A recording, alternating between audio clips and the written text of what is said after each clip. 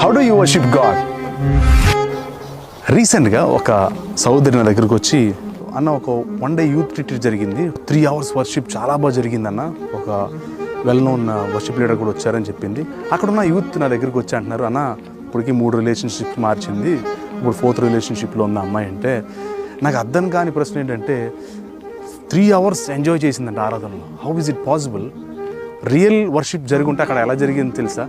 పరిశుద్ధాత్మ దేవుడు వచ్చి ఆవిడ పాపంలో ఒప్పింపజేసి, ఆవిడ కన్నీరు విడిచి పశ్చాత్తపడి, యేసయ్యా నేను తప్పు చేశాను ప్రభా, మురికి జీవితం నాకు ఇంత వద్దు, ఇంకా నన్ను క్షమించు, నీ రక్తంతో నన్ను కడుగు ప్రభా, నూతన కుమార్తెగా నన్ను చేయి ప్రభా అని అన్నాను. That is real worship. గ్రంథం 5వ అధ్యాయము 21-23లో అంటున్నాడు దేవుడు, నీ పాటల ధ్వని నా దగ్గర నుంచి తీసివేసే, నీ ఇన్స్ట్రుమెంట్ సౌండ్ నా దగ్గర నుంచి తీసివేసే, నాకు నీ ఆఫరింగ్స్ వద్దు, నీదేదో వద్దు అన్నాడు. ఎందుకు తెలుసా? హృదయంలో పాపం పెట్టుకుని, హృదయంలో వికెట్నెస్ పెట్టుకుని ఆరాధిస్తున్నారు. నిజమైన ఆరాధన ఏంటి తెలుసా?